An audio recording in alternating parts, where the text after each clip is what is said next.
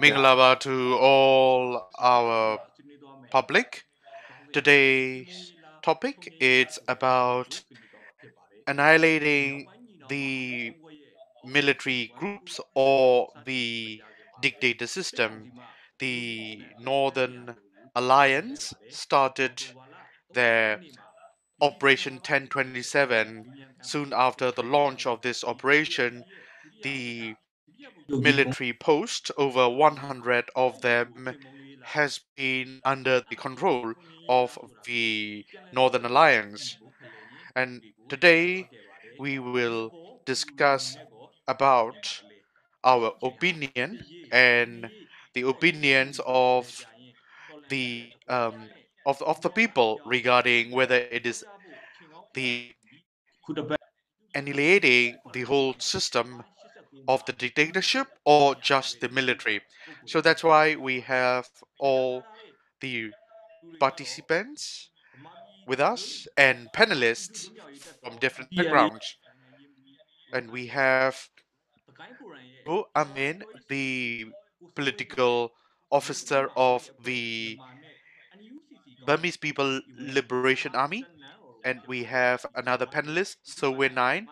He is the spokesperson of the Sagaing Forum. And we also have the member of NUCC Nanro. I will serve as the facilitator. Now, we will invite all of you to participate in our discussion. So basically, we will have the first round of introduction by Roa Min of the BPLA. Can you please introduce yourself? Minglawa to all of you. My name is Yu Min. I am the political officer of the BPLA. Well, in order to introduce myself, our organization is now part of the Operation 1027. It has been 10 days of launching this operation, and we understand that people are very much encouraged, motivated with regards to the progress of this operation. This operation is very much supported and assisted by the public. So it has been over 2.5 years, almost 3 years, that we all are in this revolution. So in this revolution, we all are very much exhausted, tired. We all feel like that we are in this unfinished marathon game. But the launch of this Operation 1027 make us feel very refreshed, encouraged, and energized. And we all definitely feel that we are in the auspicious moment of having this operation launch. It's very nice to meet all of you, and I'm sure that we'll have lots of good discussion today. Now, I also would like to invite Go Sowin Sui to introduce yourself and to greet the public as the spokesperson of the Sagaing Forum, the member of the People's Goal, the comrades, panelists, and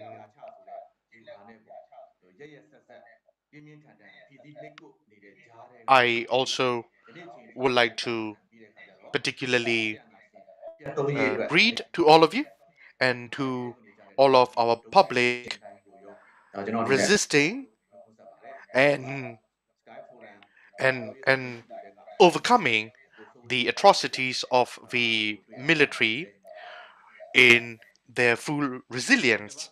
The public. Ming Lao to all of you. My name is So Win Sui, spokesperson of the Sagaing Forum. Thank you. Thank you very much for your introduction. Now I would like to invite Zet Nanro for the introduction. Thank you very much. My name is Zet Nanro. Currently, I am the representative I am here as the representative of the Women Alliance Forces and the member of the National Unity Consultative Council. We have this revolution and we have the representatives, comrade from all the different organizations participating in this revolution. I am here together with all of you, and I am very proud of it.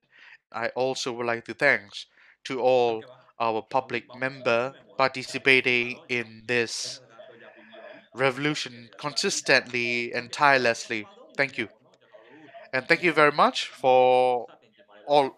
Thank you very much to all of you. Now, first of all, I would like to invite the panelists to share your observation regarding the progress of the dynamic that we have. What is the experience of BPLA? What are the reason that BPLA is part of this Operation 1027, and what are the political vision, opinion, thinking in this operation by the BPLA? Can you please share all of us? Thank you. And we have many comrades joining in operation. And this operation is led by three brotherhoods of the Northern Alliance. We have BPLA, we have KNDF, we have Magway, we have PDF, we have Mandalay PDF, including BPLA. So many comradeships are in this operation. It has been over 100 military posts that are being um, investigated by the by this operation. So basically, by November, beginning of November, that has been over 126 military posts that has been seized by this operation. So it has been very much encouraging for all of us, but in order to achieve this kind of result, the preparations of this operation has been enormous that people might not know as well. It has been for BBLA over and almost a year that we prepare ourselves to be part of this operation. So we started the our BPLA few years back, and then also expanded our a second battalion in MNDAA. So it has been a year and a half time frame that I'm talking about. We got training, we participated in battlefield, we try to improve our capacity, but in order for us to be part of this operation, we were specifically trained for this operation. So for our troops to mobilize from where we were to join into this operation, the transportation for us was very difficult, and we had to make all sort of recruitments for our comrades as well. So our comrades are very much tired and they are very much trained with series of trainings as well. We are majority Burmese um, in terms of our ethnic, and our comrades were in the training while their homes and places in middle part of Myanmar were burned down by the military. So they were very much emotional while they were trained, while they were waited to join to the battlefield, but we trust our alliance. We trust our alliance. We we wait until the time that we were tasked to do the job. So we believe that with the support and with the help of the alliance, we will be able to pursue our objective and our goal.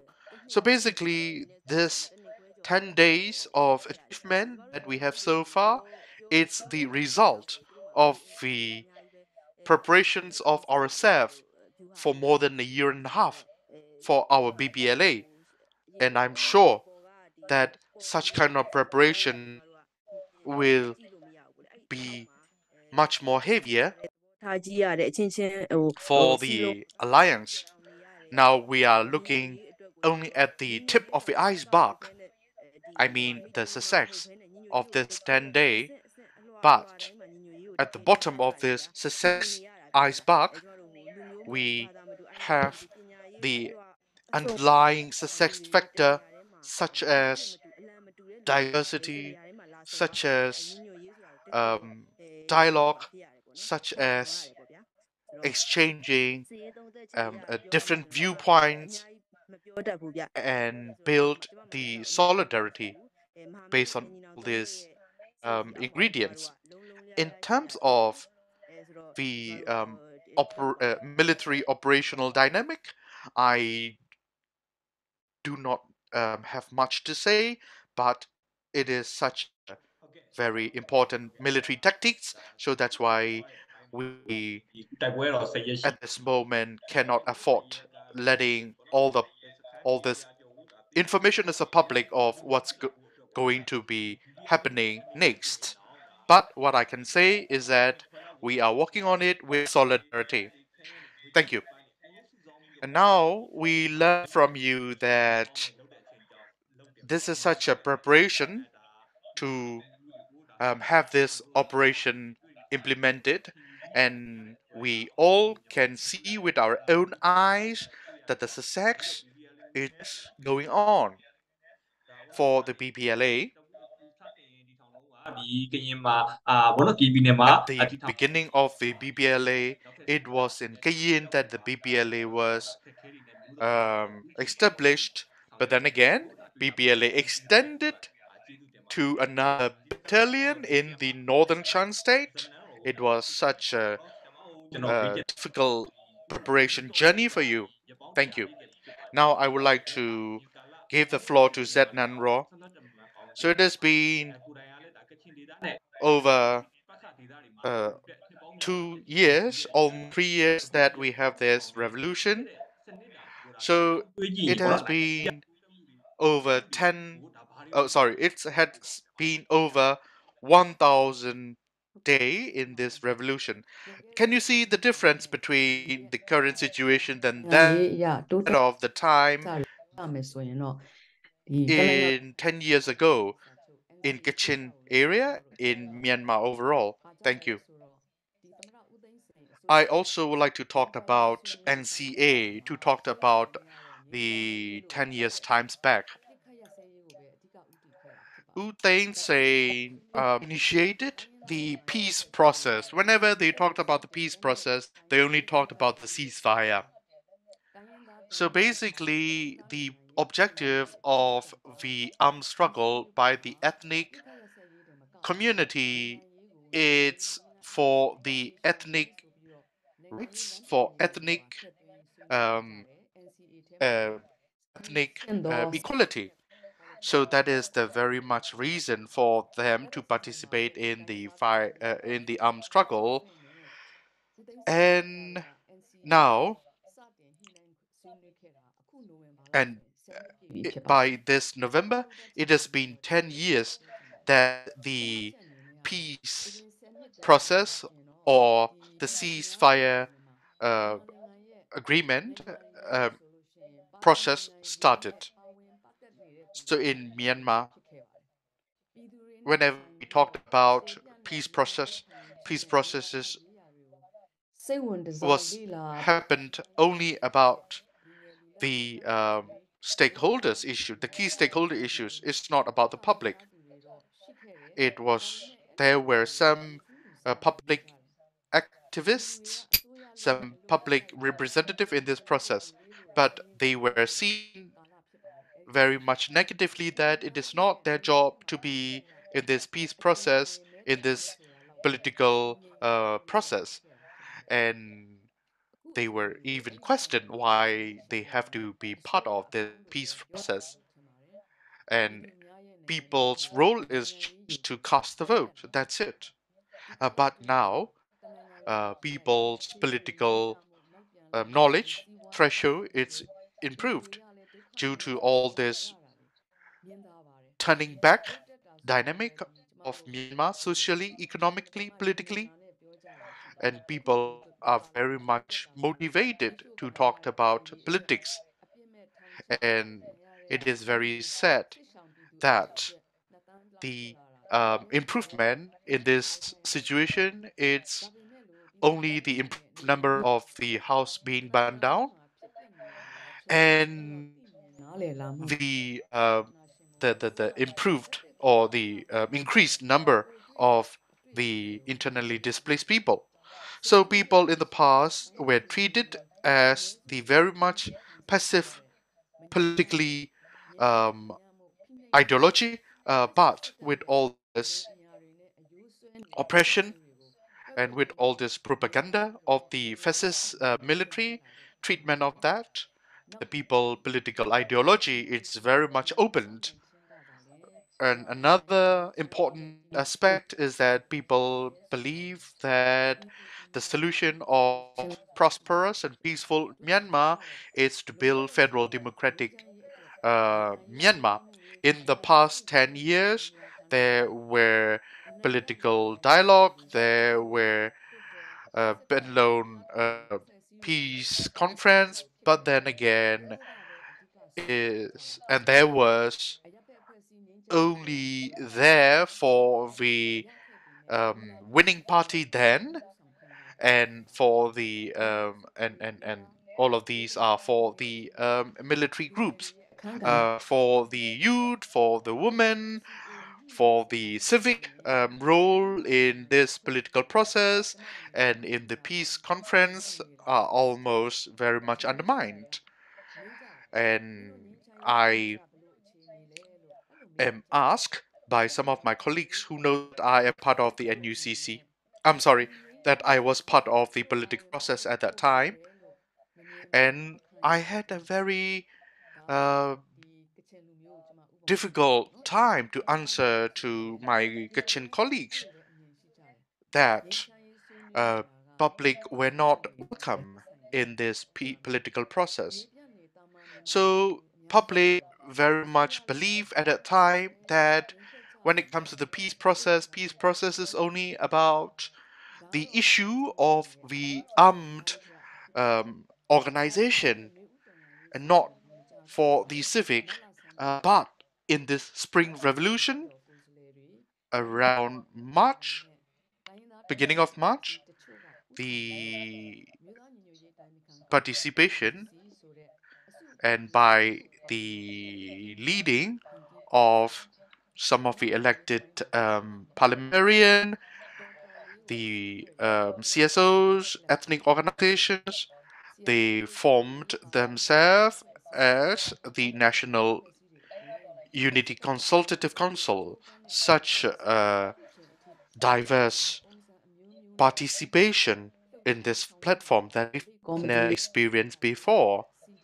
And at that time, on the other hand, we have CDMRs, we have strike committee, student union, civil society organization, and trade unions, and the CDMRs. They all involved in the NUCC, ethnic organization included in NUCC.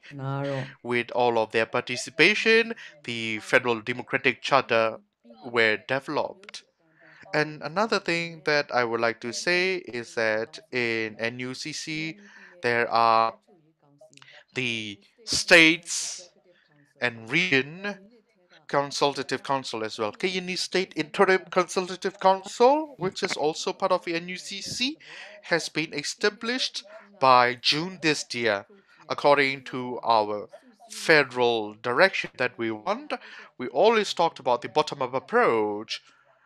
So this is the best example of the progression that we have in our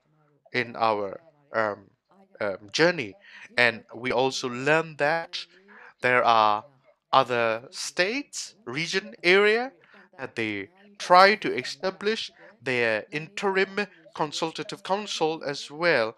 It is not an easy job. There will be delay. There will be information that people will not know about that. People will not feel very much satisfied because they don't know what's going on. But this is such a natural thing that that people will feel as such. But at the same time, what I can see is that I feel very much encouraged to have this kind of dynamic by the people on the ground to build themselves in this states and regional consultative council for their platform as well. So we have to argue things, and we have to share our different opinion, and we can be unhappy, we can be dissatisfied, but it's just a matter of that people are having this, trying to have this platform to dialogue, to share their different opinions, and to work together. So this is the time that we have to work very much in our um, in our in our full capacity, and it is very much understandable. People vent their emotion out, but this kind of venting emotion out by the public, as long as it is in the healthy behavior, which is fine. But what I'm trying to say is that these are the political progress that we are having now in comparison 10 years ago and the dynamic that we have now. Thank you. You talked about the time, NCA time. NCA is the National Ceasefire Agreement. It is all about ceasefire, but it is not necessarily mainly about the political equality by the ethnic community, and people at that time did not involve in this process much, and the whole general public were interested only in the election, casting the vote. But now, in this revolution, people are very much politically aware that they all have to be part of this revolution and has to be part of the peace process that this revolution it's shaping. Now, I would like to invite Go So Win. Sagaing Forum is a new political dynamic. Some of the political analysts says as such. What do they mean by that? What is the dynamic of the Sagaing Forum? And bottom-up approach is something that we all talked about. What is the bottom-up approach that is happening at your area? What are the concerns that you have? Thank you. Thank you for the question, and thank you for a chance to participate. So if we look at the situation that we are all working towards our ultimate goal of building federal democracy in Myanmar, and that the strike committees and we are all working together for this objective. We have an ultimate objective of building federal democracy, and in the federal democracy charter as well, that our revolution is for the building of the federal democratic union, and is already prescribed many times in the federal democracy charter as well. So as you can see, however, but when we look at the situation on the ground, but if you look at the situation in this history, that if you look at, like, for example, like that 90, I would like to start with the 1947 the constitution. That if we summarize it to the 1947 Constitution, that you will see that it is about a union style kind of a unitary structure, and then some of the legislative draft where lawmakers who have participated in the Constitution has said that as well, and that is also the opinion of the experts when reviewing the 1947 Constitution. Although it may seem like a union, but in reality, it's a unitary state as well, and that the focus lies so much on the proper Burma, or the central Burma area, which is under the direct control of the central government, and the states will have their own respective ethnic states councils, and that states will have to some extent some sort of governance in their area. However, the Burman Central, that Burman proper will be under the control of the central government, and that was how 1947 Constitution go, and that was the structure of Myanmar state land. So to say it in simple words, for the Burma people, that well, this is, but that the Burman proper area is ours. You can do whatever you want in the area, and well, in the frontier. That's the key point.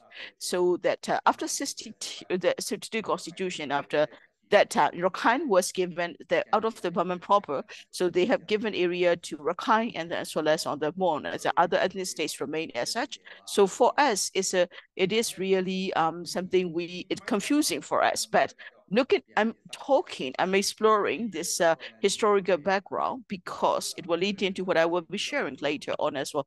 Because today we are gearing for federal democratic union. That's our claim. That's our goal. That's what we are committed to. That is our cause.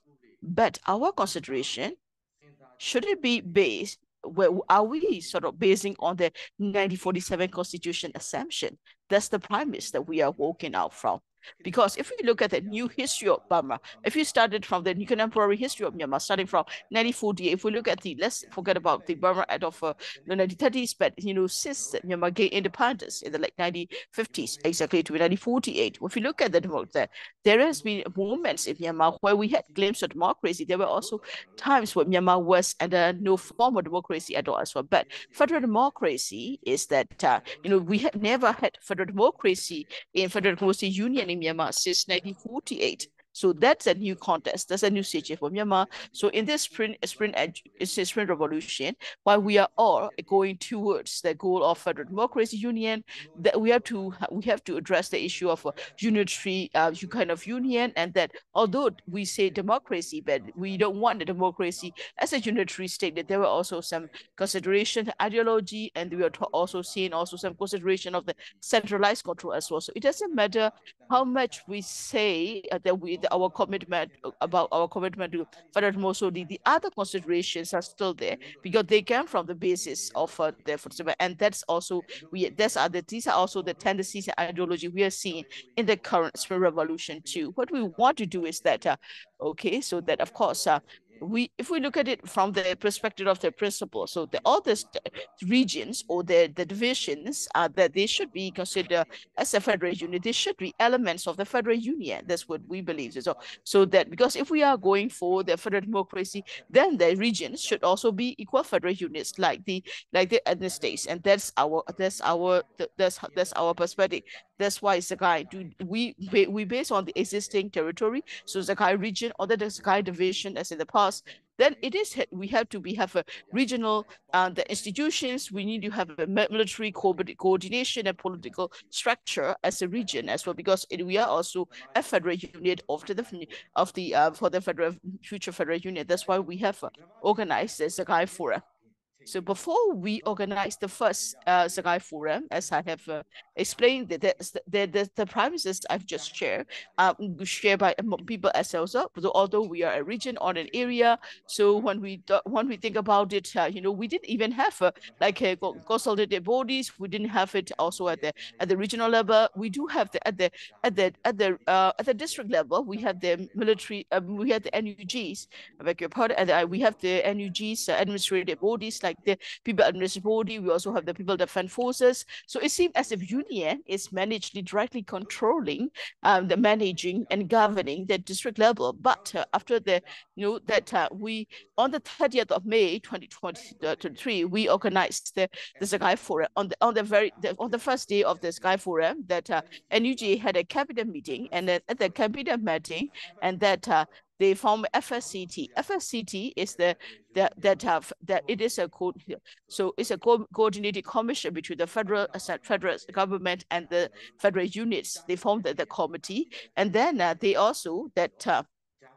also started to see, they started to work on the regional parliament, started to work on the drafting of a bill to have a interim government or interim arrangement. And that's new of just, it would happen only after the Sky Forum. Before the Sky Forum, so in the regions, there was no political institution. There was no even consideration for having a political entity in the region. But after the first Sky Forum, they started to see, the people started, political leadership started to see the region as a federal unit as well, and the revolutionary leaderships also have changed, and that they even have a policy of treating the regions or our area as the federal unit as well. In the same way, in other regions such as Mugwe or the Nenta Yobaku, that in the areas as well, they are holding on to their current mandate, but they start to form political as well as on the military consolidation and coordination in other areas as well. At the same time, in the states like Karenni and Chin, that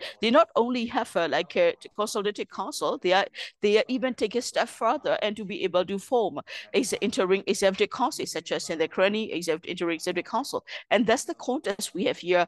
And that when the contest is happening, then the three brotherhood also have officially announced Operation 1027 or 1027, that in its initial statement also, yeah, they want to have a more control over over their territory. They want to make sure their secure territories are more secure. They also want to protect their people and their territories from the militaries, the long-range heavy artillery fire, and that is part of the goals of the Operation 1027. So when we look at it in the past, that we only have a we had high hopes of being uniting at the union level. We focus on the focus on the federal democracy charter. We also had high expectations or hopes from the NUCC and NUG as well. But what we are also seeing is that okay, there is some progress in the political movement, but we are also hearing the deadlock and delays at the union level. If the union level, these problems are not resolved, if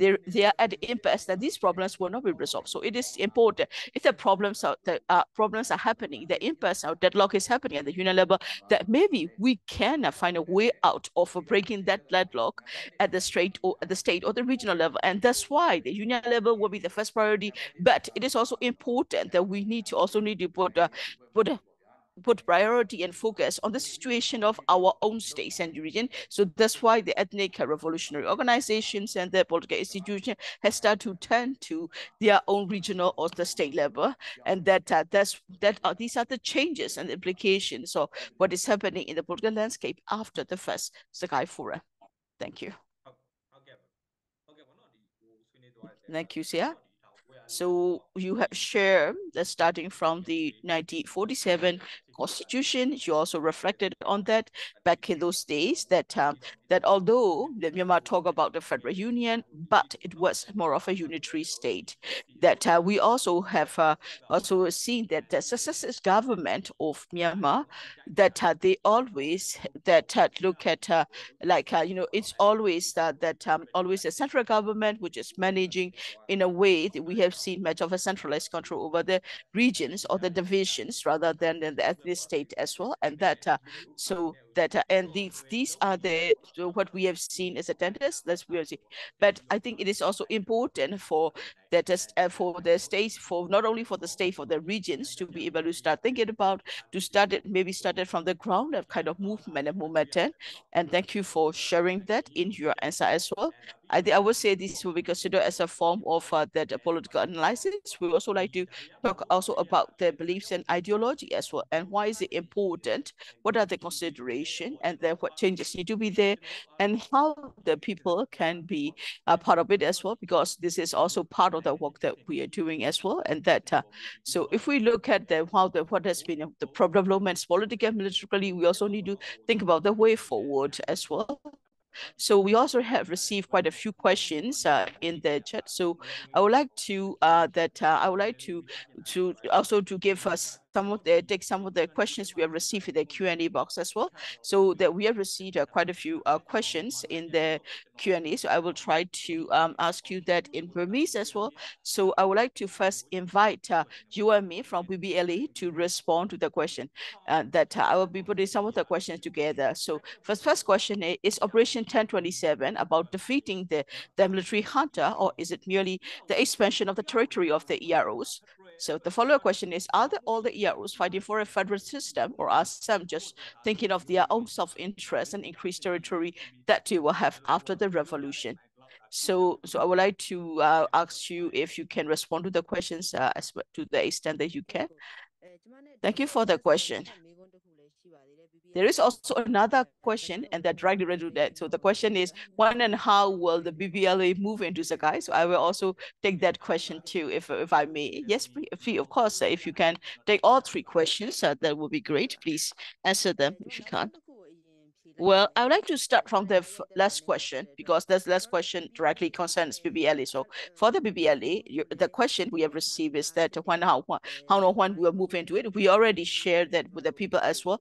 We intend to move into Zakai, Magui, and Mandalay. We want to set up our base in Zakai, Magui, and Mandalay, and we have said that in 2020. We have said that we'll start to have our bases in 2023 in this area. So that's our goal, and that so we will not be, we will not be, the way that we move in will be, it's more of a form of infiltration through many ways. It will not be our whole regiment stuff moving there as well, though that there can be public services. We look at how we can contribute to the local people, how we can provide the services, whether it be about education for the IDBs, or whether it be about the search and rescue for the IDBs, or can we also provide basic healthcare through our medics? So, we think about different ways to be able to reach these areas. Our goal is that our goal is not about setting up military bases, because we want to provide service for the people. Once we have set up a temporary base in an area, it doesn't have to be a physical base. That once our base is there, we want to provide protection to the civilians in our area. Can we provide them with healthcare? Can we provide them with education? Can we help with the IDPs? That's how we are thinking. That's how the way we think as well. So rather than having a big major military camp with the thousands of people, that's what we want. We want to be able to be present to our services. So very soon now we will be setting up a new military. We'll be basing our military theater in the Anya, or the central Myanmar part of area. So we'll be publicly releasing the information soon, but I'm afraid it's too early for me to say it by name right now. So as to the Operation 1027 of the EROs, what are our expectations? Why are we participating in it? So to respond to this question with a direct answer, I would say that I don't I'm not thinking about academic terms trying to make it fancy. As I would like to respond to this question as a soldier, that we are fighting because we want justice, and that our allies are in the same way. They also have the same share this. They share the same commitment for justice, and that's what I believe in. That's why we are fighting together. That's why we are allies. That we want to create a just society. We want to create a society where there is justice. We want to ensure that we want to build a new federal democratic union, and that we want a federal democratic union that meets the standards of federal democracy. That's the general answer I would like to give. Though that for the EROs, it's not about the expansion of the ERO territories. That the question also is that is the EROs trying to expand their territory through the operation?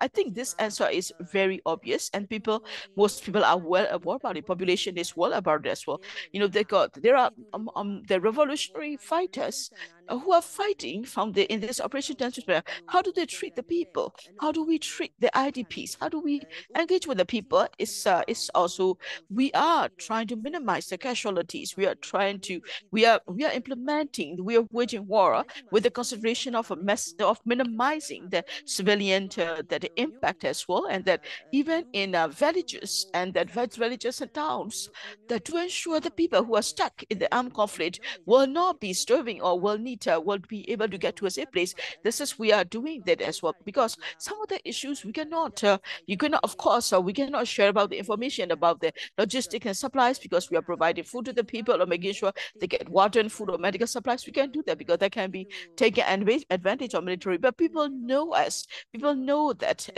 we are waging war against the military by thinking about that the welfare of the people, and that's how our intentions are.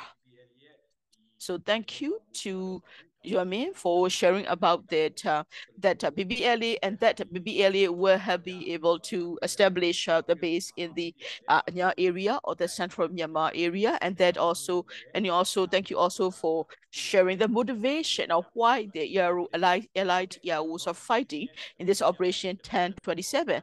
So let me go to the next part of the next part of the our talk show as well on that on the I think on the 31st of October, BBC Myanmar has an interview with the with this with that with Lieutenant General Guamo from the KIC Kitchen Independence Council, and he said that he also make a short point that current revolution is it about is it about eradicating the current military junta or the military dictatorship. So I would like to briefly share his interview, then we'll have a discussion on that. Let me share the interview of General Como.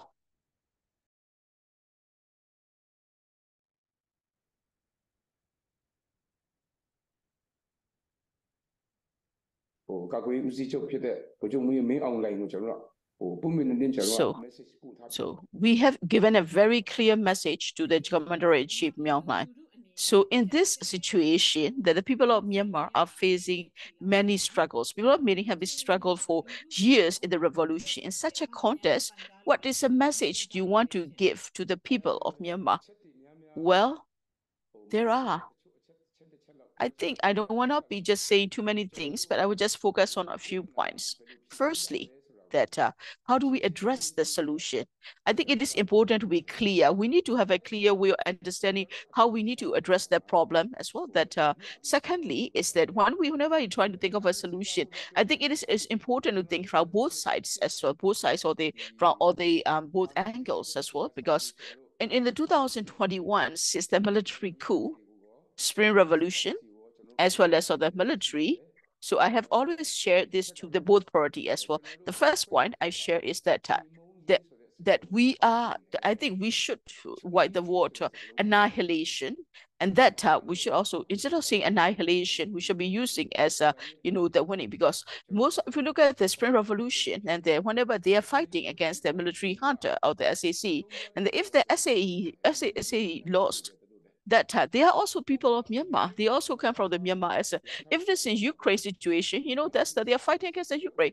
They are fighting against Russia. So if they don't win, the Russia will let. But the SACs forces are people of Myanmar. You cannot not crush them all. That it is so you cannot annihilate them all. So we should focus on the eradication of all forms of military dictatorship. We need to bring an end to all forms of dictatorship. So I would say ending military dictatorship. Don't use. I'm not saying you should not use that annihilation, because that's not it. But when the fighting occurs on the ground, and so that people will start to lose lives, and there will be mistakes that will be made as well. That because we need to be able to avoid the grievous mistakes that cause harm to the people. So I think it is important for the civilian or the people and the revolutionary forces need to have this. Third point I would like to make is this revolution must prevail. And that this revolution must prevail is not through the annihilation. We must win. Yes, I think it is so important to think it from the SAC. So how do we do the reconciliation? That's something we need to think about it as well. That we also need to find a way to start to do reconciliation as well. That instead of having a dispute, although the military engagements are happening, I think it is also important to have a clear mind and have a clear vision and look for their future and provide it as well. So what about the Arakan army? Thank you. That's the short extract we'd like to share from about the General Gomez, General Gomez interview on the BBC as well. But the point also is that the people that that we also can share, but these what the General Gomu has shared is also that based on his experience and the lesson learned through the many years revolution. So I would like to ask Siama Nero and that and also you and me to your perspective on General Gomu's interview. You and me, please go ahead. Thank you.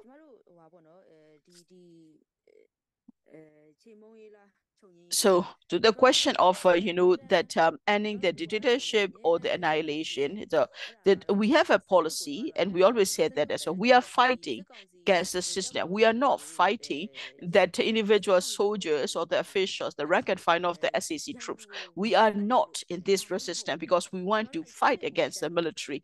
We want to change the system. We are fighting the system that because we need because we can have a difference of opinions, ideology, beliefs, and thoughts. And we have the freedom of expression. You have the right to say what you believe in as well, but there must be justice. And that what you share should not be at the detriment of the other people. So what we are saying is we are fighting against the military dictatorship, not the military per se as well. And that we are fighting all forms of dictatorship, like that unitary party or the monopoly control. We don't want that because our society needs to have a social harmony and cohesion. That our society need to have a cohesion and harmony so that our people can enjoy peace. So yes, we are fighting. We are fighting the system. We are fighting that dictatorships, that including all forms of dictatorship as well. And that's why we have always taught international humanitarian laws to our combatants, and that's our allies also need to respect it. And we can only join in hand in hand and work together with those allies who believe in the international law. So because we are in the Operation 1027, we are active in the north, and mostly we are active in the south in the same way. Whenever the way we treat the prisoners of war, we had that we are prisoners, we consider people as human beings. We always have to think about the humane treatment as well, because IHL is based on the humanity. It is important to treat others as human beings, and that's our policy, that's our belief as well, because we are fighting for the humanity. Our commander, that Mokusanga also said that if we kill a prisoner of war, that we are the same as our enemy. So we can't be, because if we kill one prisoner of war, we will be the same as the military, the military hunter that we are fighting. So it is important. So we started from the basic training as well as in the new trainings, that whenever we talk about their policies and our position, we always make it very clear, and that we keep our policies clear, not only in our mind but also in our heart as well, within our that that BPLA as well, because we need to have a clear mind so that we'll be able to walk in harmony with others. Because peace, you need to have peace in ourselves, because peace, we need to have a peace in ourselves. Only then we can try to bring peace to the community as a whole. So in the BPLA, so we have the freedom of expression. Of course, we have we know that because we have a lot of Buddhists, but doesn't mean that we only celebrate with the Buddhist festivals or the religious festival, because we don't have the fund, we don't have the means. So if we are organizing religious festivals, then we'll not be celebrating only the Burmese or the Buddhist the celebration. So of course we don't have the funds, we can do it, but if we don't, what we're trying to say, we don't sort of like push one religion above the other. We also need to we also think about the inclusivity and diversity. So we have a lot of non-Burma in our army too. So it is important to respect the identity of their culture, that we have also have the some of the we also have the some of the combatants who are of a different sexual orientation as well. We may be different, we have different skins, we have different colors, different belief, different ethnic backgrounds, different sexual orientations. For us, we are all the same. So we need to be able to be that to we need to accept others, accept the differences, that only then we'll be able to fight together under one common, under one flag. So it is important to respect that we all respect the differences and diversity, and but we also respect the human rights, and that is something we have in our class. We cannot say we accept it, but this is something we comply with, or these are the principles we apply to in our army. That these are things, these are not just for or the things that we should say to make us look good in the media or in the news or on the website. No, that for us it is important to live the talk, that live the talk we have, or the walk, the way we talk. That it is important for us that in a society we need to be able to work with others with the differences, respect the diversity, respect the cultural differences. Only then, wherever we go, we'll be able to have a good communication engagement, not only with the host community, but also with the allies that we are fighting together with. That's what we believe in. So thank you for your answer. And like the key point you are saying is that you are fighting against the dictatorship, that and not only the military dictatorship, you are fighting against the dictatorship, the military dictatorship, and that all forms of dictatorship. That's the main fight is about as well. And also that you also talk about the respecting the IHL, that in treating the prisoner of wars, that as well, that you treat the prisoner of war based on the principles of humanitarianism and humanity, and that you also ensure that there are no discrimination towards your rank and file of different beliefs or coming from different origin as well. So I would also like to ask the other speakers about the analysis that General Gomo has made. Sweet, do you want to make comment on as to the remarks that Lieutenant General Gomo has made? So thank you for the opportunity to participate in the second round. Well, Lieutenant General Gomo has shared, and I have noticed three main points. One is the question: so are we talking about annihilation, or that ending the dictatorship, and also is to not to commit grievous mistakes. So that, and as another is we should need to be thinking about that this revolution must win. That's well. So I would like to talk that our today's talk show title, that annihilation or ending. So I think it is important for us to think carefully that winning the revolution, how do we measure the if we have won the revolution? That's the basic question. We all need to think about it, and we need to be honest with the answer too. So how do we measure that revolution, that we have won this revolution? That doesn't mean that we have to be, doesn't mean that when we won the revolution, when we have killed every single soul of the military junta, doesn't mean achieving the revolution. Is that possible? So how do we think about the winning the revolution? So in this that I would also like to discuss also a part about it as well, and that uh, for this so in that also that we also that so there are also we would like to talk about this Chinese as well. So we have Mao Zedong and then head of the president of the Communist Party of China, and the Chiang Kai-shek Revolution. They had the dialogue. The dialogue wasn't successful. I would like to say that both sides started to fight again in China. That's so more Chairman Mao and the Red Army and the Kuomintang army led by Chiang Kai-shek fight again, resulting in the civil war. And that Chairman Mao that estimated that it will take 5 to 8 years of time. So that's what we have read, that as to his estimation. But in reality, that Chinese Civil War ended in 4 years. 4 years. So although the Red Army had expected it will be so Chairman Mao and the Red Army, they made some analysis as well. Why do they analyze this? Why do they analyze that it would take 8 years, and then how yet they won the war in 4 years? Why? Because the Kuomintang forces that when that Red Army were fighting that the Kuomintang, that only 1/3 of the Red Army were fighting to the nail, and that and also that the other 1/3 was they bought them. It is an expression they use that for that. I think so. I think it might be maybe very similar to this the nature of the CDM. There was a defection.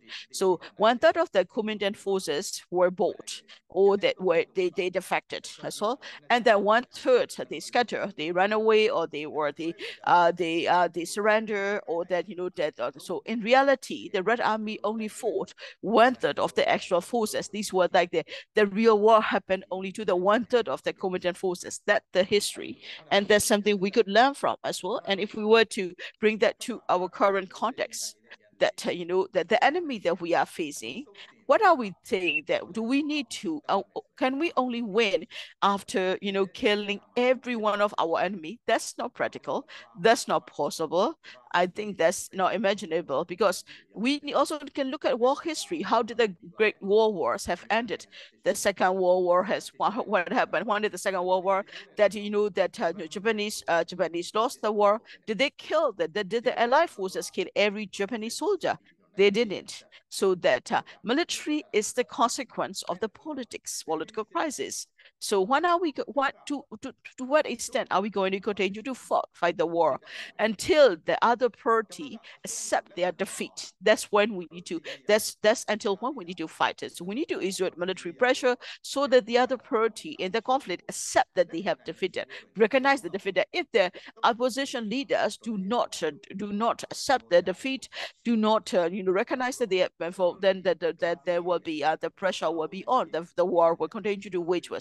So this is based on the situation of the war wars as well. So the war is a pressure, it's a political pressure, it's a pressure to renew the political struggle. That so when the opposition party accept that they are defeated as well, that we all can also say that the war usually ends at the dialogue table. But there are two things that must happen before.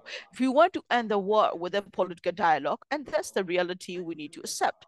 But in doing so, that what about those who have been injured? What about the social justice of the people who had been affected by the war?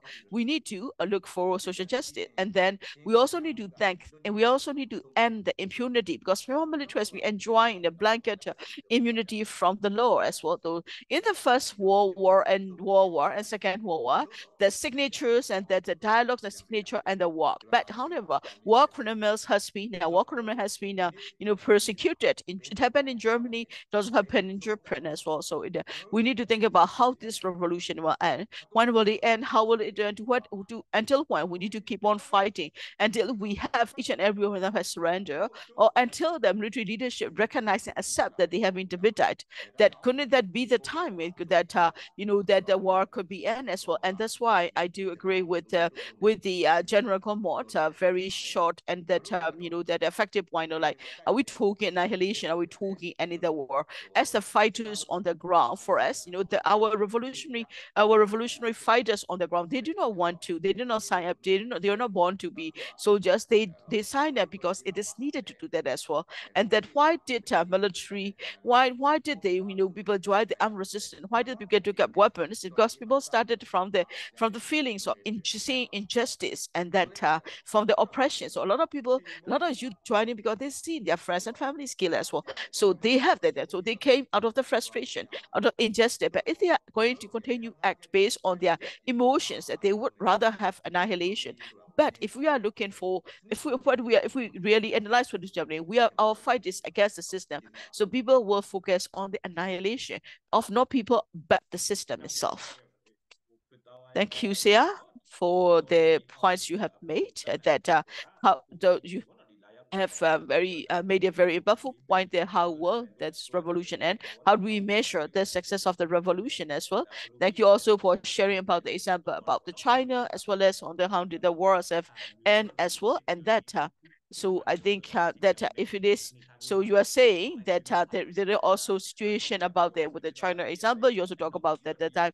You also have something similar to they also have something similar to the CDM as well, and that it is for the revolution to be successful, the opposition party will need to acknowledge and accept that they have to be defeated, and that I think it is also they have their only at that time.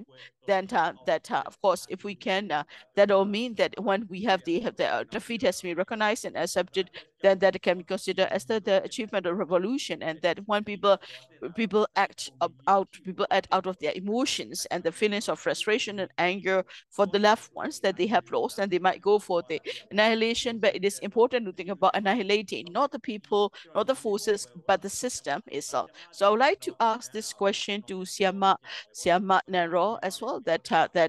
So I would like to keep asking you the same question, and that that in the General Gomo has shared his in the interview the points that he have made. Siamat Nero would like to hear your perspective on his comments. Thank you. မှန်ပါတယ်ဗိုလ်ချုပ်ကမောပြောသွားတဲ့အထဲကဒီချင်းမုံကြီးလားချင်းမြင့် Yes, whether it is about to end or to annihilate.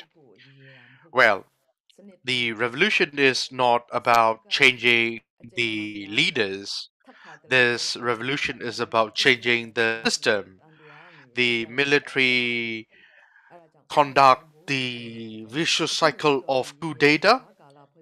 In order to end this kind of vicious cycle, we need to have system change.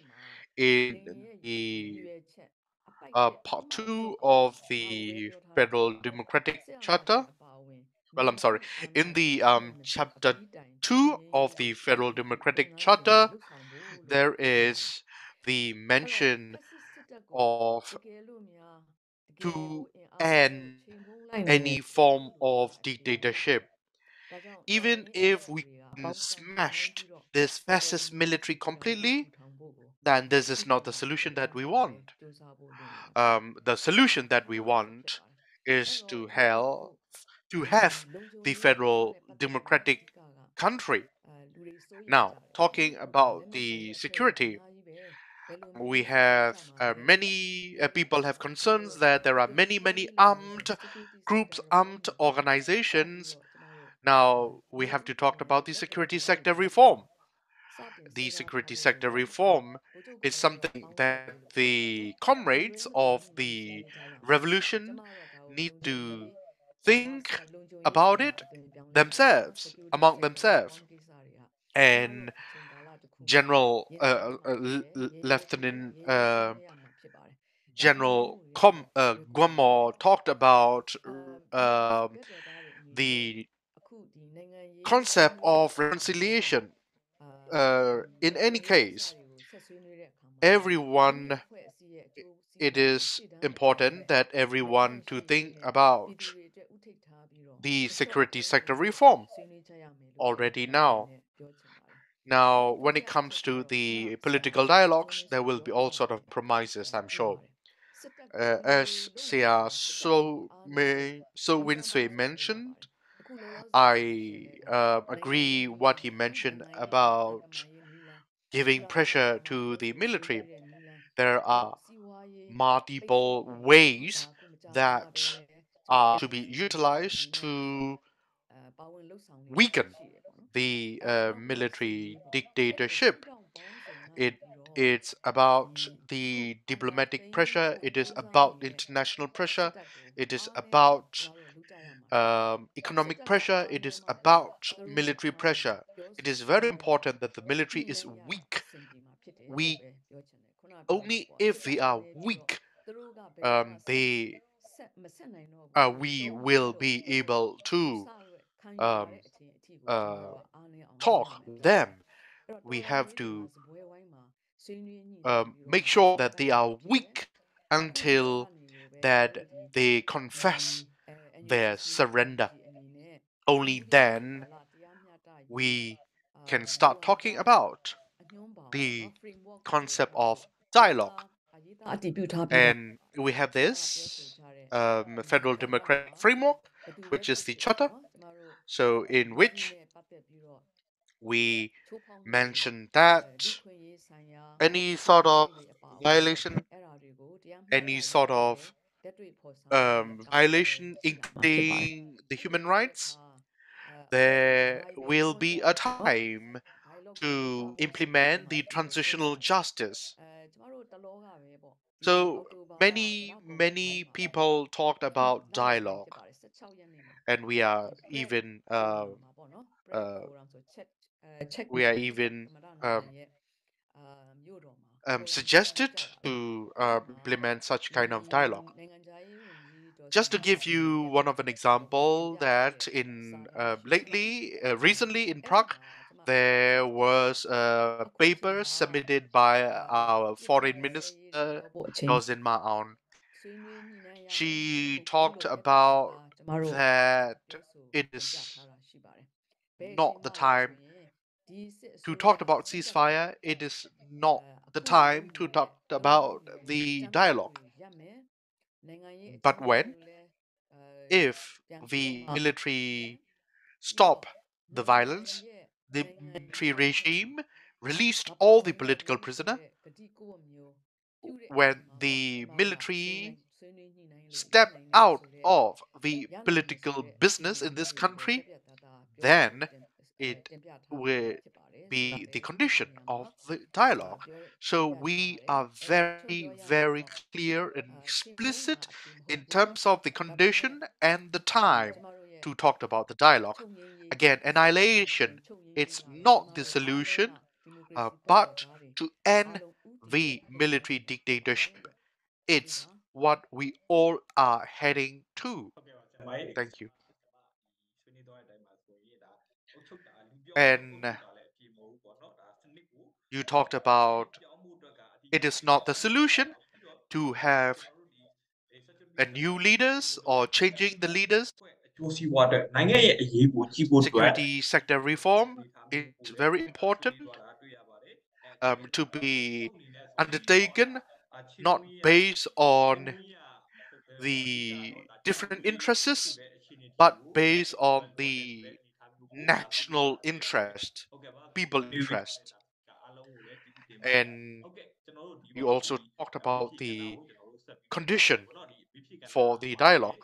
Thank you very much for all of your sharing. And now we would like to proceed with our Q&A session, and we have two hands raised by the attendee. Go now, you are the member of People's Goal. Please take the floor for your points, and after that, we will invite another one who raised a hand. Thank you very much for inviting me to talk. Thank you very much for all of your contribution, panelists. So Winsway, you mentioned about the Chinese Revolution. What I understand from you is that the Red Army စစ်ချုံသွားပြီမဲ့လို့ uh, လို့ကျွန်တော်နားလဲပါတယ်ဒီလိုကောင်းမွန်တဲ့တက်ကိုတော့မှဒီမော်စီတုံး won ကသူ့တော် over the Kuomintang troop, နီးဗျူဟာတွေ and မျိုးစုံတုံးတဲ့အတွက်တော်လိုင်းရုံမြင်ဆန်ရောက်တယ်လို့ကျွန်တော် Mosidon used all sort of tactics, strategy ဒီကနေ့ to စစ်ကောင်စီ win over the Kuomintang. တော်တော်လေးကို But ဗမောင်းဟိုအနေနဲ့ the military, အင်အားဗမောင်း it's အင်အားကြီးနေနေတာဆိုတာ rather weak in every aspect. It is the reality, it is the fact that they are facing all sort of loss. They are weak, they are emotionally down, but due to their rigid regulation, due to their rigid order, command, they are still in the shape. So basically, what I see is that they are like a bunch of wood being tied up by the steel rods and ropes.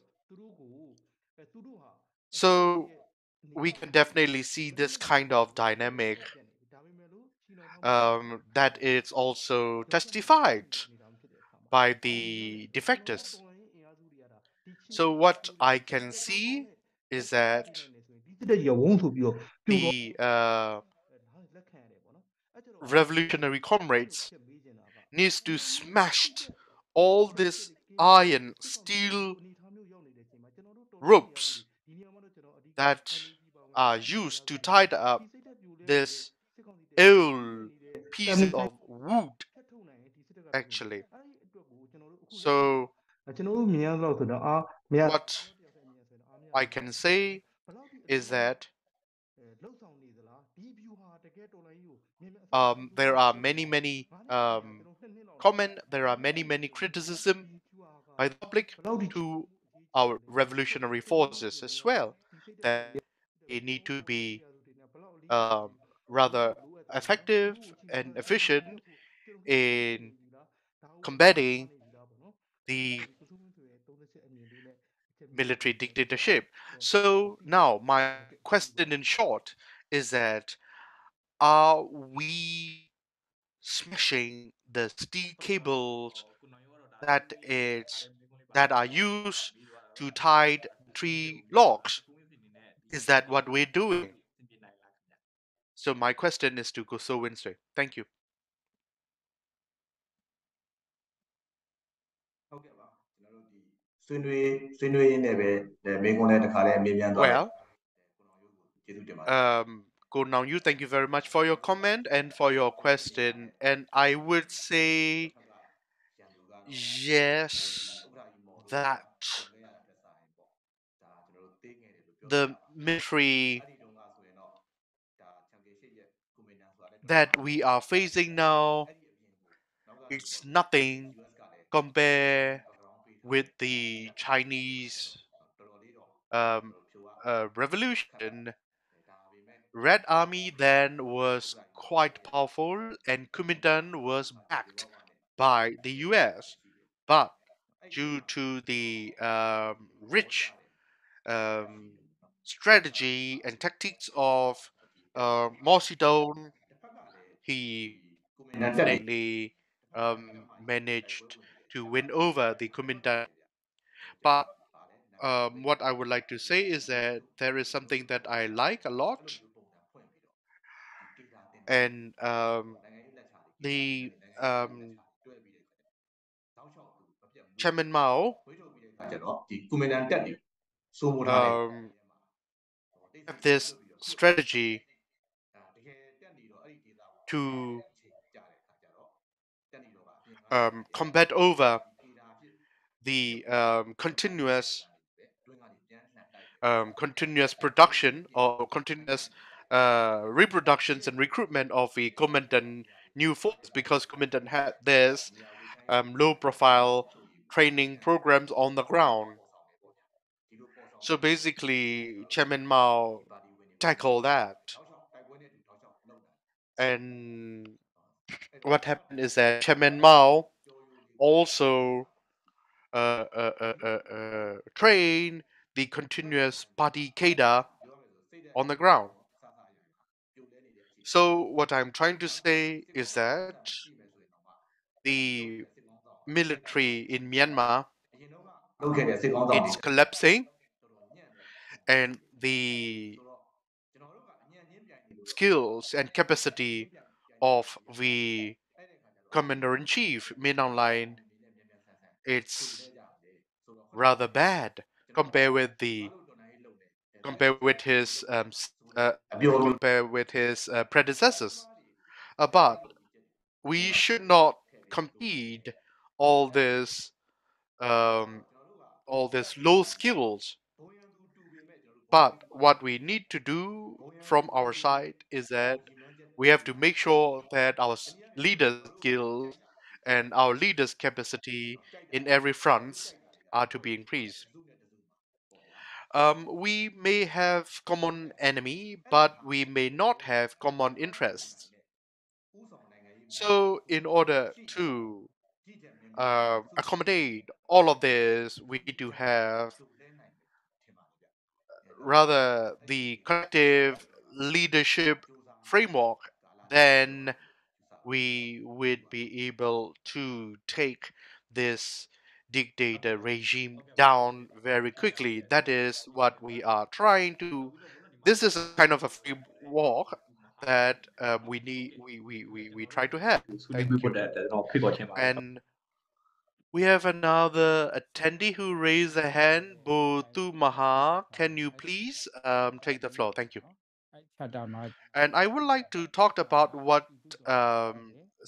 Zetnro mentioned. She talks about charter, and the charter, it's the results of collective effort.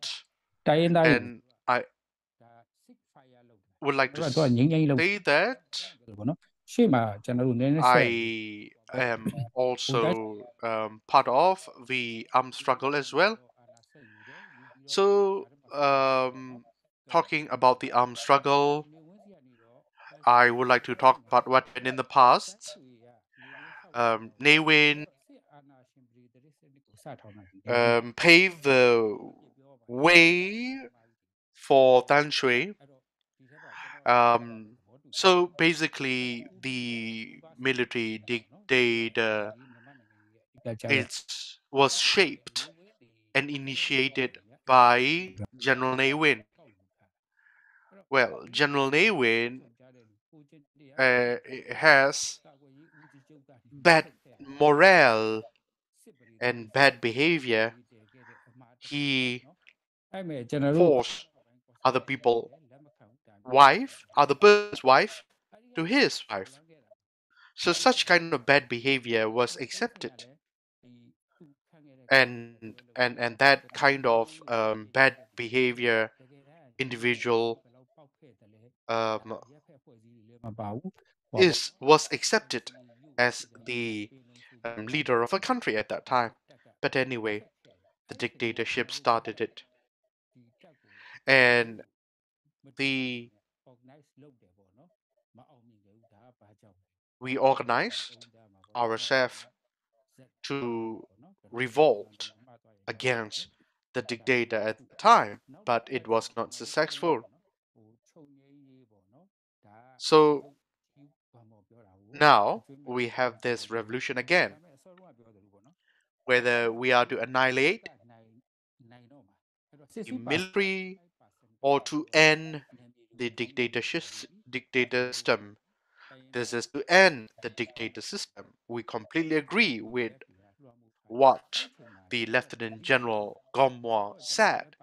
But what we need to be careful is we need to have a very systematic approach to take over the control on the ground as well. And again, in the history, General Aung San removed the British out of Myanmar land, and once the British took over Myanmar again, General Aung San and the British government agreed to have the white paper governance. So the same in our setting, we need to have the transitional justice system in place, governance system in place. But then Siama Zetnanro mentioned that there is the Federal Democratic Charter as a framework. But then again, it is the fact that the Federal Democratic Charter it's made not in complete inclusive manner. And we may need to implement the transitional justice in accordance with the Federal Democratic Charter. But then again, there are other stakeholders that are not part of making this charter. But then again, how are we going to make sure that they are under or they are within this framework. So in the past, the leader Dawn San Suu Kyi also talked about the reconciliation. Yes, you can talk about reconciliation only if the people in this process have gentleman manner. But if your counterpart is as wild as a, a wild cattle or a wild cow, but then again, how are you going to treat them with the gentleman behavior? So this is something that I would like to say. Can you allow me to interrupt to stop here, since we also would like to proceed with other questions? Thank you. Thank you very much. For raising this question to me directly. There are things that I can answer, and there are things that are not part of what I of what I know. Now, talking about ကိုစခဲ့တာကိုယ်တိုင်က why, သိန်းစိန်အစိုးရလက်ထက်မှာစခဲ့ as part of your question, why the military is still part of the NCA. Well, as we all know that history, the NCA was initiated by 2013, which is the quasi-military government, U Thein Sein government. It's a quasi predecessor of previous military government. So basically, there were centralized approach. We have this Union Peace Centralized Committee, Union Peace Working Committee. So there are two centralized steps to implement the NCA. The Commander-in-Chief then is part of the Central Committee. So it was only about the ceasefire agreement. So that's why the role of the military is very critical at that time. At that time, Minister Minn, he served as the chief negotiator, and whereas the higher rank of military officers also part of the negotiation team. မြင်တဲ့အခါကျတော့ And NLD government continued to have this process, and as a result of it, the NLD government gave much more mandate to the military. The NLD ရဲ့အမျိုးသား state counselor involved in the negotiation at the beginning, but then again, she led the commander-in-chief carried out the negotiation later on at that time, and whereas she played much more on the policy level. ဒီဟာကိုအခုလောလောဆယ်ဆိုလို့ရှင်လဲဒါတကယ်သူတို့ရဲ့ဟိုဩဇာခံ So EAO တွေပေါ့နော်ကျမတို့သူတို့ whenever we talked about the NCA, သူတို့ကဆက်ပြီးတော့ဆွေးနွေးနေကြတာဖြစ်ပါတယ်ပေါ့နော် continue to talk with their controlled EAO. We call them ethnic armed organization. They are not ethnic revolutionary organization, the one that are controlled by the military. Anyway, now talking about our federal direction, there might be a question whether all the revolutionary forces are on the same page. Would all the ethnic revolutionary organizations are committed to the Federal Democratic Charter? there are questions around that. But majority of them agree part one of the Federal Democratic Charter. But then again, for the part two, which is about the interim period, there are disagreement. So that's why there are EROs that they do not publicly engage in this process. Now, talking about to end the military dictatorship, ending possible only if only through the roundtable discussion. But the way, the how, the condition, how to end is something that မြေပုံ12ချက်ရှိတဲ့ထဲကနေ we အခုပြောတဲ့အချက်တွေ cannot လမ်းပြမြေ be ပုံ rigid about. But we have this roadmaps, 12 roadmaps, steps.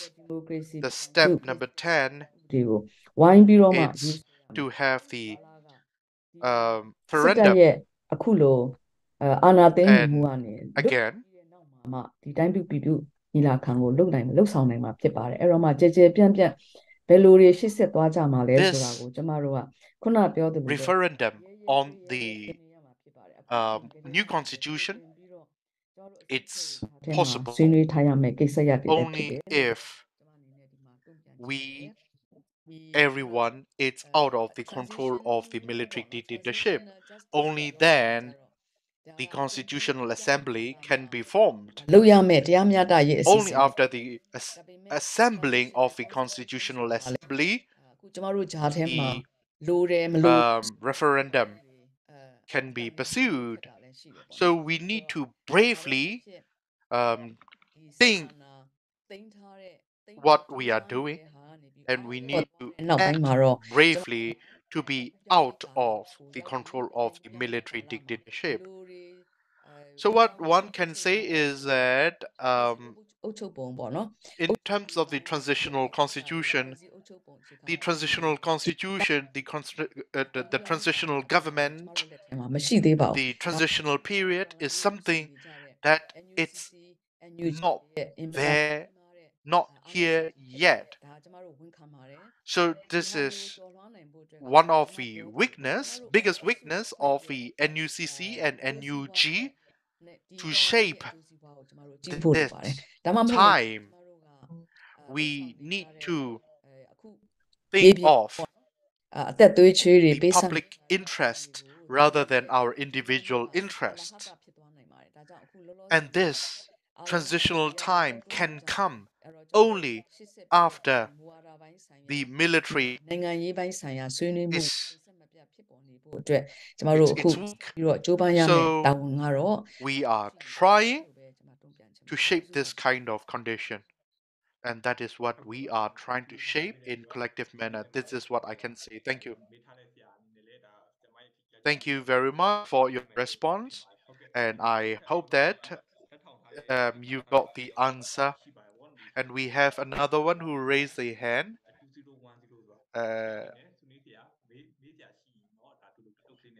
With the name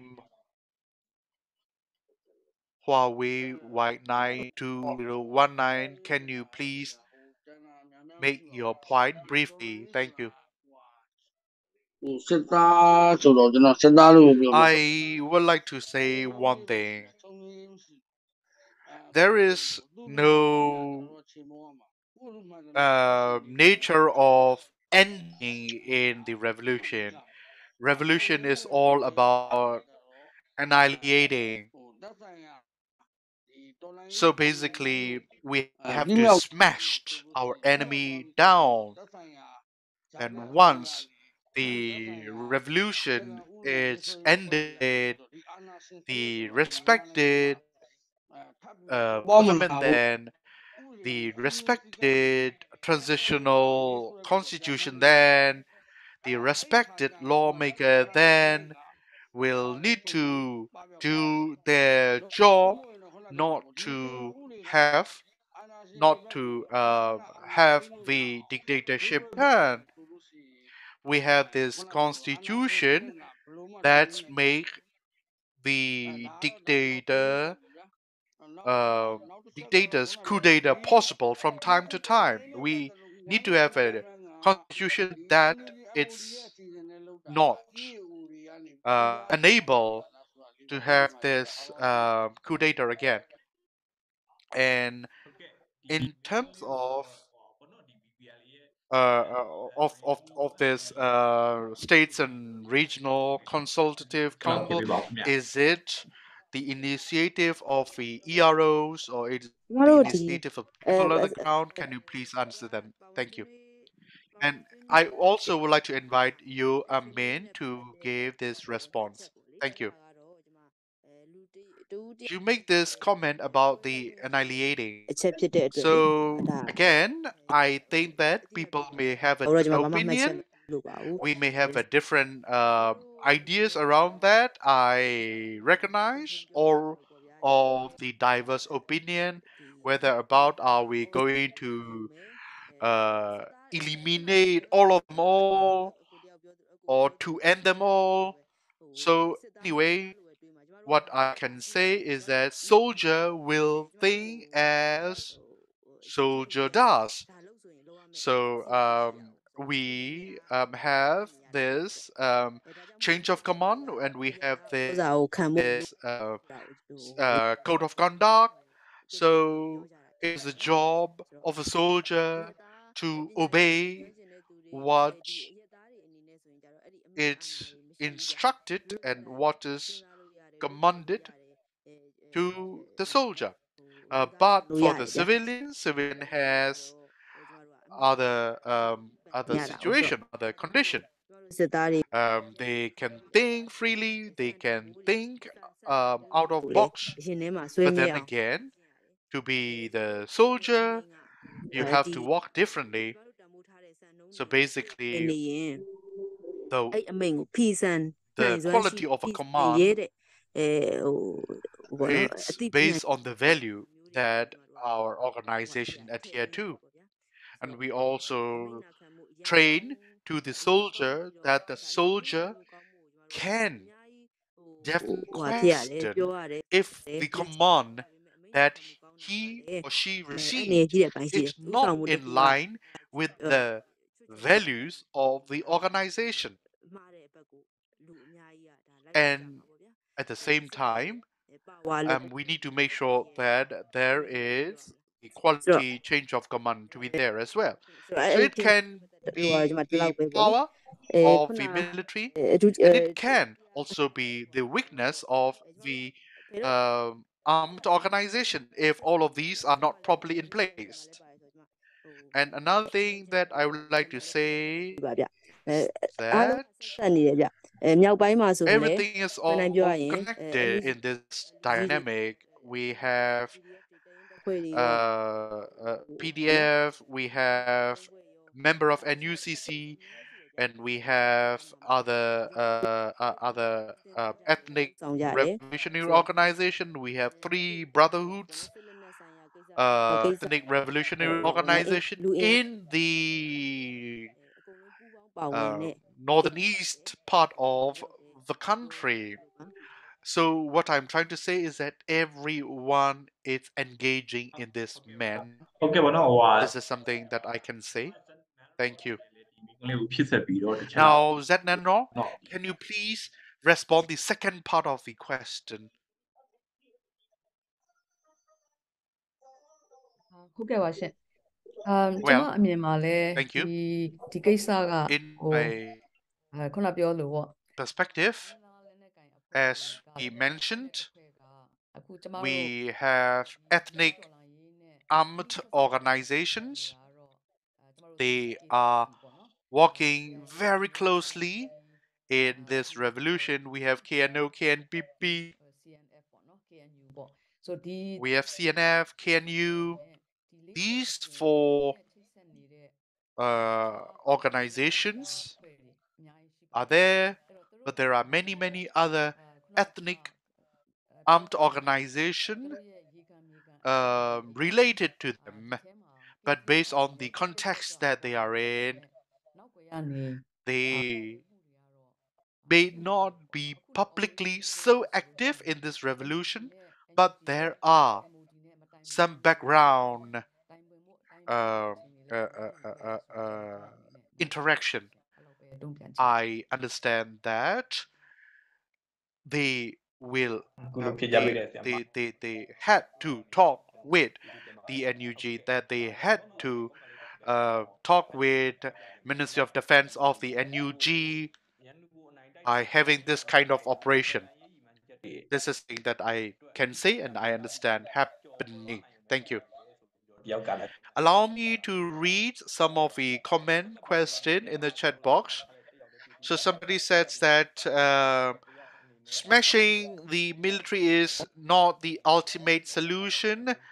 But there are more to be done, and there are more solutions to be found out. And now I would like to invite Mondragon, who raised their hand, to take the floor for your questions or comments. Thank you. ဟုတ်ကဲ့ဆရာမေးမယ်ဆိုရင်တော့တူတူ Mondragon, if you want to ask your question, can you keep it to the short to the point? If you are still wanting to ask. Oh, thank you. Good evening. I would like to say greetings to all the speakers. What I would like to ask is that the situation. I would like to discuss a little about the situations on the ground. As a youth, that I would like to. Shall I put it? I think this is also things that we should also be aware about and take into consideration. Right now, on the ground, how can I say that armed forces are some of the I'm not talking about all organizations. Some of the armed organizations, like they are also some of the armed organizations are acting just like the military hunter, just like the SAC, just like that of Myanmar. That we even have tried to raise our complaint to the MOD of the NUG, but we didn't receive any complaint as well. Some of those armed forces, I don't like this word, the victims are also that the victims are themselves are the fighters as well, and they also have been demoralized, and that they lost the morale. They are fighting on the ground, and because they are being, they are facing the same situation that the SAC troops as well. So that what I would like to raise the point is that here. That what I would say that we are doing better militarily. That now we are doing better militarily, and that if we won the revolution, I think it is important that we stay continuing to accept such organization, because these are the armed organizations. They are all armed organizations, and they are not acting according to the community. Sometimes they were like Myanmar has now so many armed organizations. Some of the organizations don't even have too many people. They have two people, and again, and they call themselves like revolutionary forces. That can we continue to accept them in the future? That what about the crimes that they have committed? Shouldn't they be held accountable for the crimes that they have committed? Then how do we ensure accountability and responsibility for the actors as duty bearers? I would like to ask you this question. That, and also, well, our main question is, how will you manage to deal with this organization? How will we be that sort of disbanding them? Where will be accountability and responsibility to the people because of the actions of these so-called revolutionary fighters or organizations? Thank you.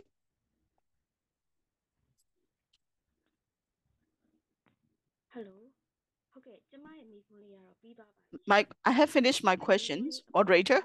So I would like to. Yes, can you still hear me? Hello, can you hear me? We lost the moderator. Sorry about the technical difficulty. It seems our moderator is having some internet issue.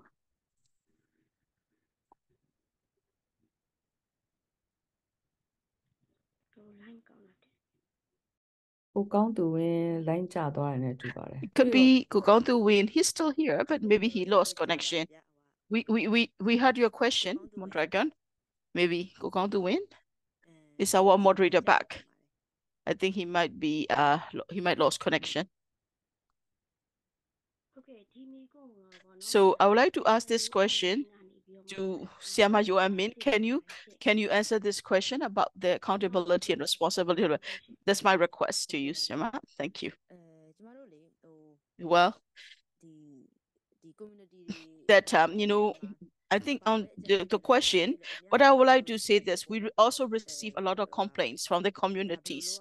What should they do? And we also receive complaints from the Sagaing area, from the other areas. I came from Monyua actually, so I have friends in the Sagaing area. So they say that okay, these forces are doing this and that. We receive information, we receive data as well. So the only thing I can say to you is such context, collect the data. What happened? When did that happen? Who committed? So please collect data. That's the only thing I can say. You need to collect data. And of course, they also have their consent, and these are very valid consent.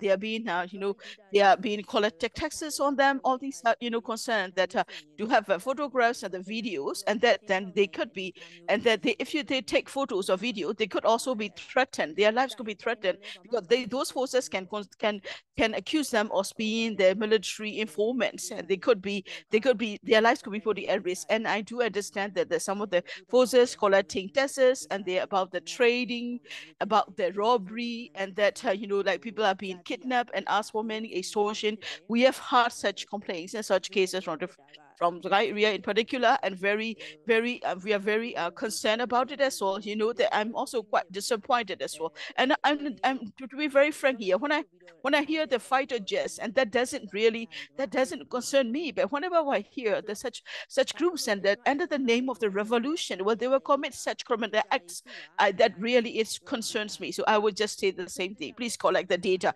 Please collect the data systematically so that we can hold them accountable one day. So that because we will be bringing them to account, bringing them to justice. We'll need to start work for the justice as well, and we need to rely on the community. We need to rely on yourself. We need to rely on the civilian. Like Mahatma Gandhi has said that you should be the change that you want to see. If you want, what do you want to see? If you want justice, then I need to have justice for myself. I need to be able to do the right thing and seek justice, and that's the only I get. Collect data, and also inform them to the people who should know, even if you that type. So but you don't also understand yourself as a community, you are important, and that you should also talk to those who are nearest to you, and that as well, because this is there, because all the entire country is that that to be able to talk about the issues happening across the country, it's very hard to do that in such context. In reality, also to bring all folks together to talk about it's difficult. So I think it is important in each and every community. You need to find a way to be addressed as well. For example, like if it is happening in Kaung Township, how many organizations are there? How many CSOs are there? I think it is important to that if you came with your area, and then you need to know better what is happening, who's there, who are the actors, talk to them, engage with them, and to raise and build trust, and then to raise the issue as well. It's easier said than that. It's easier to say that, but to dialogue is the hardest thing you have to do, because it's easier for me to say this as well. Dialogue is that it's not about the space where a table where the politicians can gain political advantage. We tend to be very sarcastic. We tend to have criticize a lot of dialogue. Dialogue means everybody has a hidden agenda and self-interest. They do dialogue because they are trying to get something. They are trying to politically exploit it, benefit from it. But in reality, dialogue is very important, because we all need to have dialogue. We need to dialogue with our family. We need to dialogue with our community. It is also important for the armed organizations. We need to have a dialogue within ourselves and among the different forces as well. If we are fighting under different flags, so we also need to have a dialogue among each other. If we do it online, I don't think it will be very effective. That I'm being honest here. Doing online as such a dialogue, it is important to be in person, because there are also a lot of strong emotion.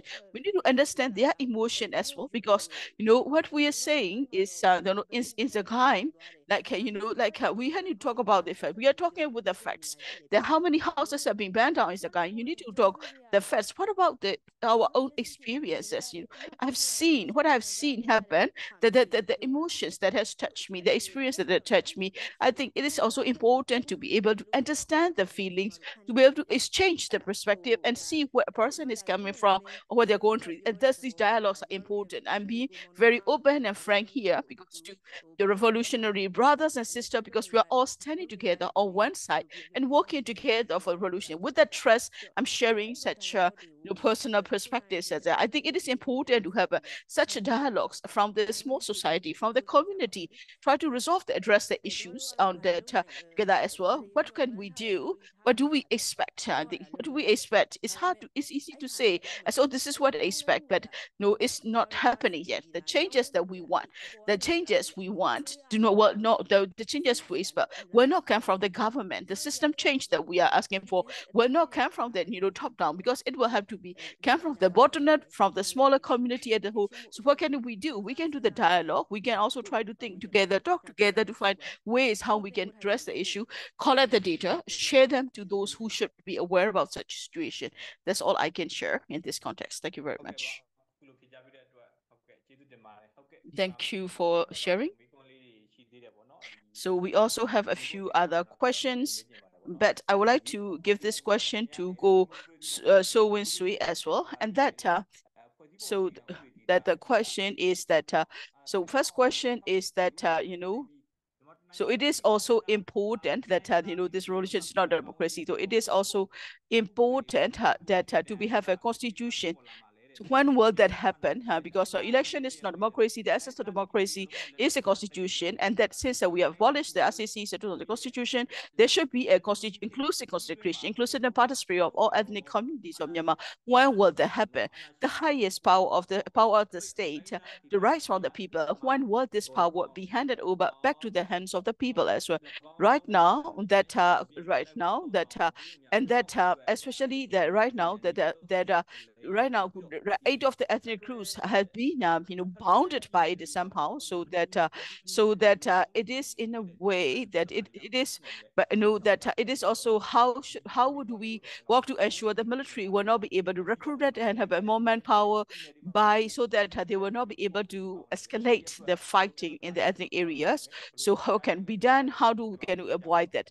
Can we ask the question to Sia So Win Sui? And thank you for the opportunity to answer this question.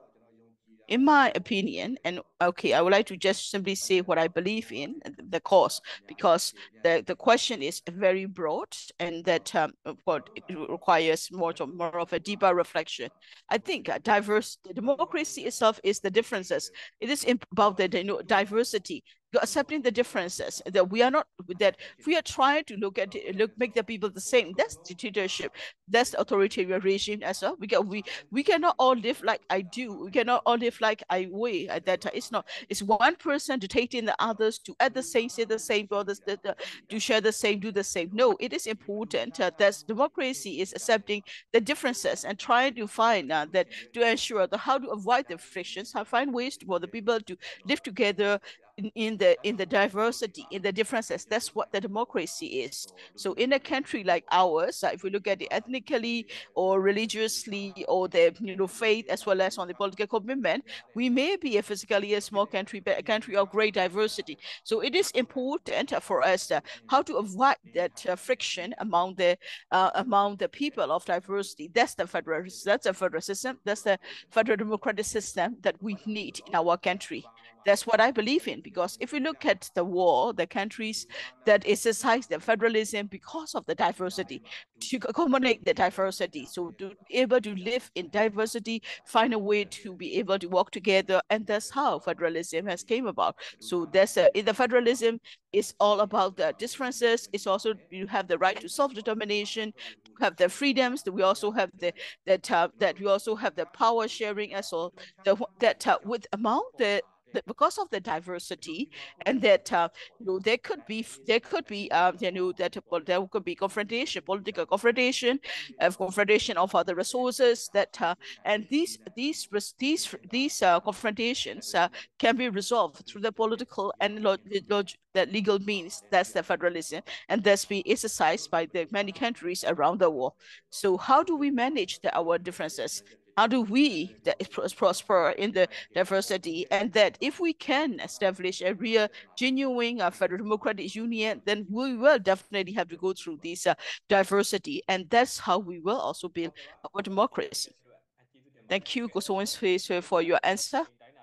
And that we are also taking to a certain time that with our talk show. So I would like to ask our speakers to say that closing remarks to our audience as well. First, I would like to invite Political Officer Joanne Minn from BPLA to express your closing remarks. I would like to say thank you to People's Go team as well.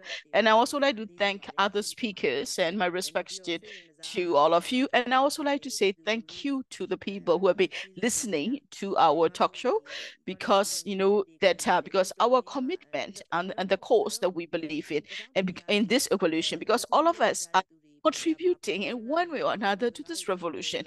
That you're also thinking, like, you're also very much interested in what people are talking about or how people see things, and that kind of interest is important, because that also gives us hope for the future, because it is important for the people to be interested in the politics, because it also gives us hope that we don't know what you're doing, we don't care, we don't trust you, we don't believe you, and people no longer support us. How can this revolution move forward? So that public interest is very important. I'm very serious about it. It comes from my heart, because in our business as well, that it is important to talk to the community. We cannot do this like Zoom. We cannot talk online, that we will go to the communities near our bases. We had to make sure that we have good relation and communication with the people, or the host community is very important for us as well.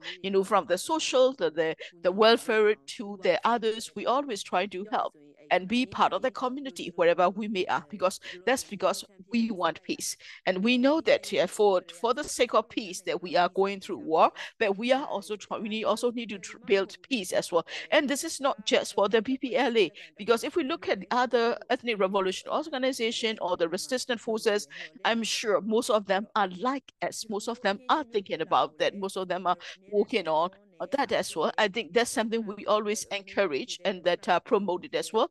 And to respond that, I think I also have as that this part as well. It is also important to have dialogues, to listen to each other, and that's what we will be trying for. And I hope that the people will know that follow that our sets from the words of the public figures, that of the revolutionary leaders. It is important for the people to guide us, because it is important for us. If you have anything to talk about the BPLA, you can tell me. You can also share with me, because it is important to have guidance for the people. That because it is important for the people to public participation in politics is vital to the revolution. So it is important to criticize if the people are neglecting, and if we have forgotten, then we have nothing to do, because our job is over, because we no longer have the public support. So public support is extremely important. And at the same time, it is also important for those servicemen who have formerly served in the SAC's military, the defectors or the deserters, the CDMers. I really respect them, because they have your decisions are extremely important, and we hope that there will be more. We also have seen the entire units that has surrendered. That I think is as a soldier also, I respect it a lot, because it is important for to be able to go against the order of your superior officer, to make a decision that your entire unit will surrender. That's an incredible decision, and that takes courage. So we welcome you. That we also, it is important for them to understand who are dangerous, and it is important who is endangering you, And that, as well, if you, by joining the people's side, that I think you'll be able to live in dignity, you will not lose your life. That's what we can guarantee, that because this is something what we can guarantee as well, because not just for the BPLA, these are the standards that that revolutionary forces have. So it is important to recognize that all the revolutionary forces are working with the standard as well. So my message to all the people, as well as on the CDM soldiers, and that and also to the revolutionary fighters who are participating this revolution in different ways, in different paths, I would like to express my respects to all of you. We hope that you will keep on contributing, and that we'll be able to we will soon be able to reach the day where we can build the future federal reunion that we all believe in and are fighting for, hoping that it will happen sooner. Thank you to Siama UMA for your participation in that in today's talk show program. And so I would like to next invite Siama Nero. So rather than saying closing remarks or like saying words of encouragement, I would like to say that I would like to encourage the people to keep. I would like to recognize and thank you for participating in this revolution, for not giving up on us. I think it is also important for the people to continue contributing to this revolution. And so the public are now more politically aware, now politically awoke as well, that for that it is important to give the politically awoke people leadership as well. Then for the leadership, and we cannot deny that the National Unity Government and that and NUCC, National Unity Consultative Council, have the responsibility to guide the people. So I hope that each and every organization who are part of the NUG as well as on the NUCC, I'm sure their organization have a lot to do, but I think NUG and the NUCC will need to give political guidance to the people. We cannot afford there are nowadays we are seeing a lot of delays and reluctance and hesitation, and there has been resulted in a criticism from the people. So when it comes to the policy that it is that I think it is important that we haven't been able to provide a proper leadership. That's the reality, and that for the NUG government as well, when they are doing the implementing, because of the current situation, there were also weaknesses of the ministries, as well as there has been also been weaknesses in terms of accountability and responsibility, and that still need to be improved, and it's a work in progress. I do know that, and I acknowledge that. So if you are that when I was listening also to the that participants who were joining about they were case about the many forms of human violations, we heard many forms of human rights violations. Indeed, it is important for the ministries of the NUG to step up and to be able to address the human violation, to be able to guide those forces back on the right track or the right way forward as well. But they are making efforts, but these efforts are not enough. They need to do more, and that's the reality reflecting the ground situation. So as one of the participants have one of the people have shared, I think it's important for the people to take their responsibility too, but then say, well, people are the ones who are suffering, should we be doing more? But don't forget that our revolution is a public revolution. This revolution comes from the people of Myanmar, that it is important that for those only because we are part of the revolution, we cannot just ignore all the mistakes or the violation that has happened during the violation, because that's why we are saying that that it is important to have transitional justice, and that we cannot have double standards. Oh, we will take action against all the violations of the military or military junta. No, we can't. If the revolutionary forces also violate, then they need to be held accountable, and for that we need evidence. It will be quite hard for us to do it now, but I can say that we can do it later as well. Another for the CDM is that in that so that that to be able to weaken it, to weaken the military.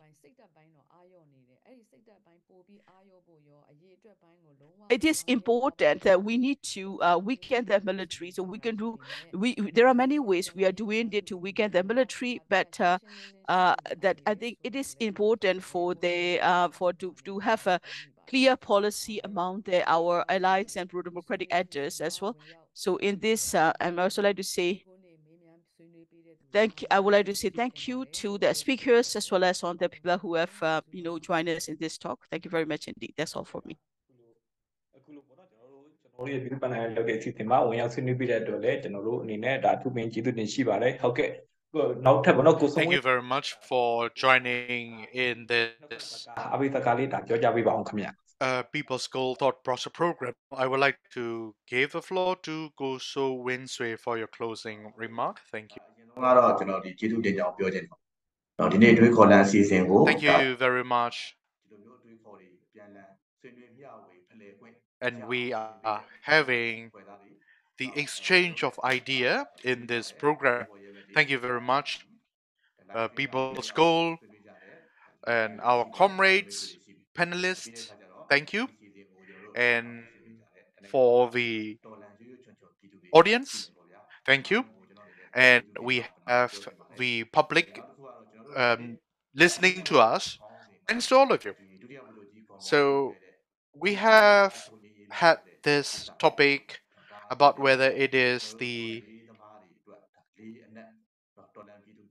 system change or whether it is removing the dictatorship, military dictatorship, as Lieutenant General Bamar said. Well, it is about the interest management. If the interest management, revolution is about the interest management and interest accommodation. So the interest of a country is to build the federal democratic nation. So there are actors, stakeholders in this direction with their own interest as well. And we have individuals in the different stakeholders, actors, organization. And all of these interests are to be managed well. And if the individual interest or if the organization interest is the priority, whereas the people and country interest is the second one, then this revolution is going to be longer. So now we need to question whether it is about the sustainability of the individual organization or to build a new nation. So this is the answer of whether we will have the successful revolution or not. Thank you. And thank you very much for your closing remarks. I also would like to say to all of our panel speakers and all the participants raising questions, comment, and all the participants watching us, thank you very much to all of you. This is the end of our weekly conversation by People's School Thought Process Program. I wish all of you well and goodbye.